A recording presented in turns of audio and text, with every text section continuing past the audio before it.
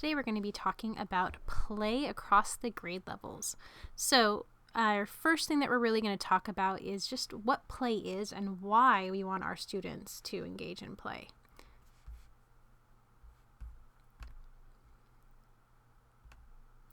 So the technical definition of play is that it is a set of behaviors that are freely chosen, personally directed, and intrinsically motivated, as defined by Joan Allman.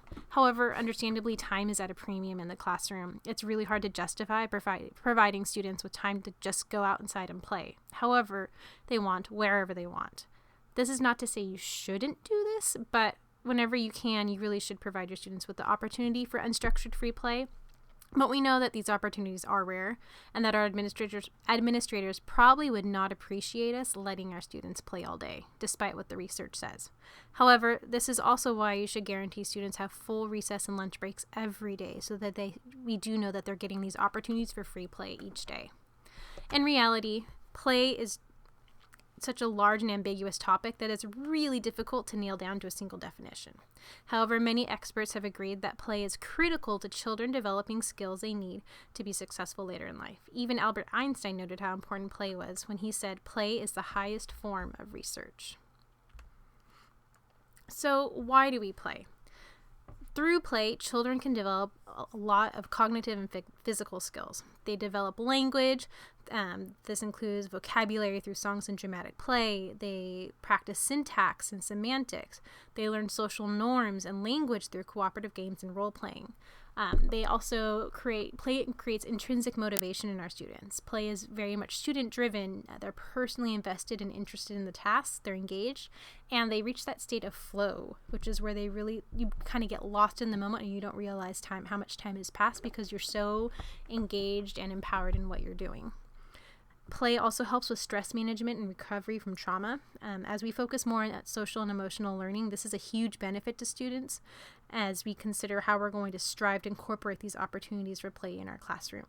Play and physical movement have been shown to release oxytocin and serotonin, also known as our happy hormones, in the brain, which help our children relax, and that helps lower the affective filter and really helps our students be prepared to learn.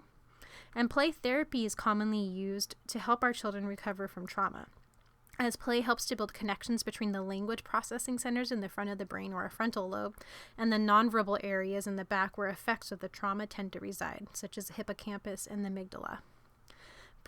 Play also promotes brain growth and development. As mentioned earlier, play helps children develop and strengthen neural connections. Scientists have actually found that the experience of free play actually changes the structure of neurons in the brain. It helps the brain produce brain-derived neurotrophic factor, or BDNF, which is actually used to maintain existing neurons and encourages the growth of new ones. Play also promotes neuroplasticity, which is important as we strive to help our students develop a growth mindset and grow their capacity for creativity and innovation, which leads us to thinking about how play activates those same processes in the brain for creative thinking, such as divergent thinking, recombining ideas, emotional expression, etc. Connections across different areas of the brain and different concepts actually are how creativity is sparked by creating these new and innovative ideas. And play gives children the freedom to fail. It's a very low risk, high reward opportunity for students. A great example is if you ever go to a skate park and watch people try to learn a new skateboard trick. They're constantly falling down, but they're constantly getting back up and trying again. And that's because it's fun. They're not afraid to make mistakes. They're not worried about a bad grade, right? Or not getting into college. It's just very much an intrinsically motivated task.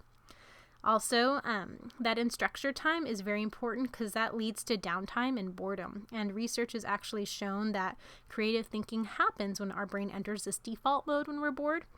And because that's where our brain actually starts to make connections between unrelated ideas. And as I mentioned earlier, that's actually where a lot of creative and innovative thinking comes from. Other skills that are developed through play include gross and fine motor skills, expression of emotion and emotion regulation, executive functioning, cooperative and collaborative skills, and the list goes on and on. The benefits of play actually change depending on the type of play that you engage in. So they actually found that structured physical activity that has a cognitive component, such as team sports, like where players are actually running a specific play and communicating with others, results in changes in executive functioning, whereas more rote physical activity that doesn't really have a cognitive component, such as running or something that's more independent, resulted in a decrease in depression. So just some things to keep in mind. Play spans along a spectrum that's going between completely unstructured play, which is that true definition of play we talked about earlier, and structured. So in unstructured play, it's more student-directed. There aren't rules, so that means, no organized sports, and students are intrinsically motivated. For structured play, you're looking at something that's probably more teacher-directed. There's going to be a lot of rules or guidelines, and a lot of times it may include intrinsic motivation, such as competition. Most of the opportunities for play that you provide for your students are going to fall somewhere in between the two. But research has shown that the closer you can get to unstructured play, the better the benefits. So again, that's kind of our goal, is to try to get as close to that unstructured area as possible. Kyle Snow, the director of the Center for Applied Research at the National Association for the Education of Young Children, actually created this graphic, and it really kind of shows where different types of play fall in relation to who's guiding the play, or who is active versus passive, the teacher or the student. So you can see that when the teacher is passive or kind of takes a back seat, but the child's active, that's really where that discovery and free play is. As the teacher becomes more active in the role of play, it becomes more guided, there's more instructions.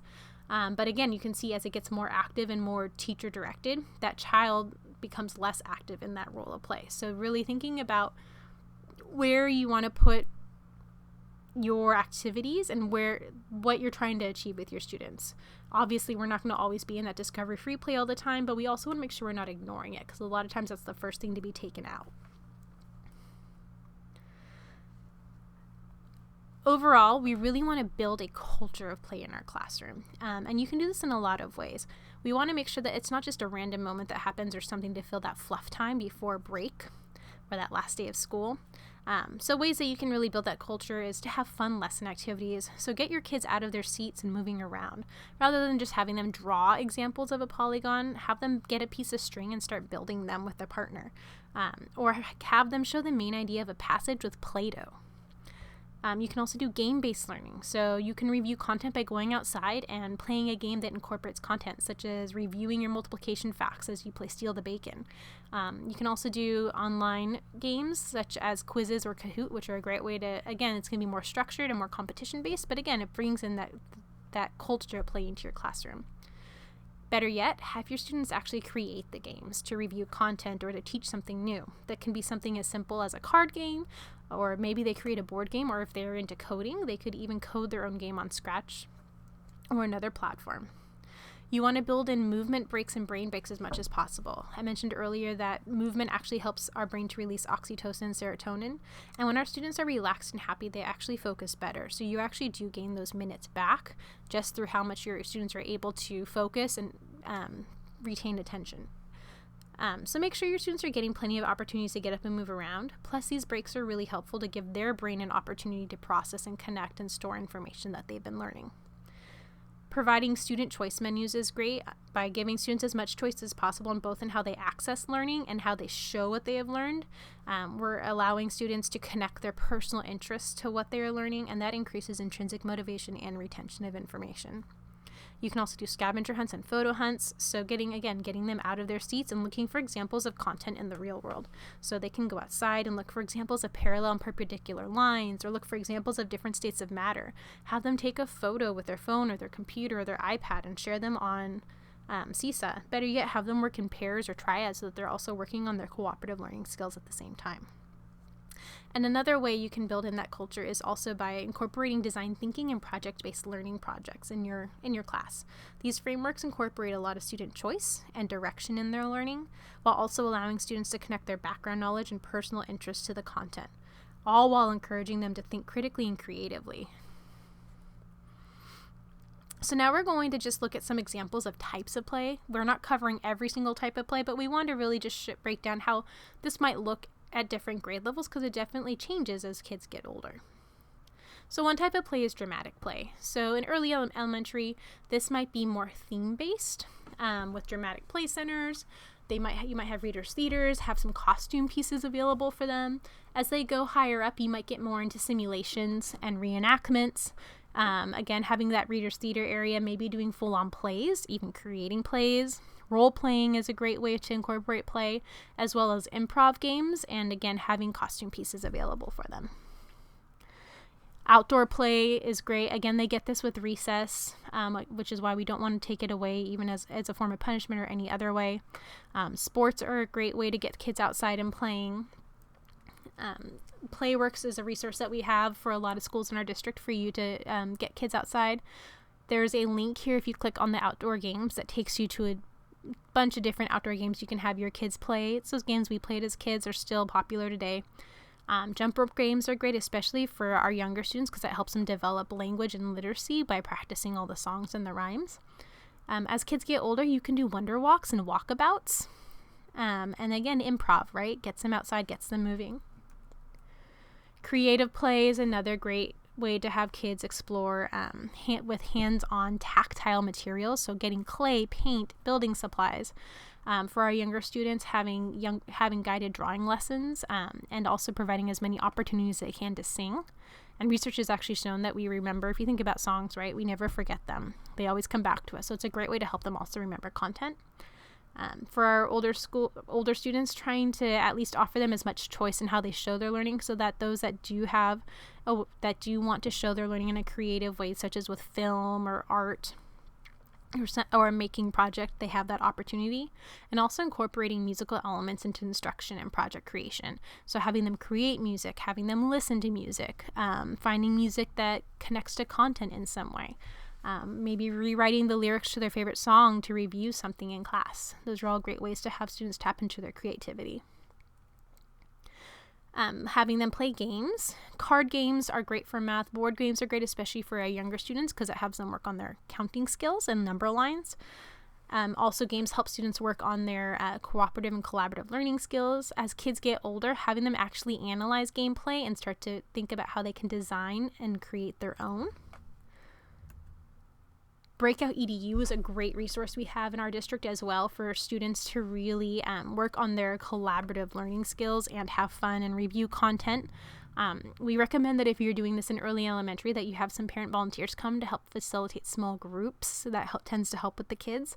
As they get older, what's great with Breakout EDUs, you can actually start to have your students create their own. So you're really getting into that deeper level thinking and really thinking about game design. So start to have them analyze, how do the breakouts work? Maybe try a digital breakout first, and then they could try creating an actual physical breakout after that, and then test it out with a partner class.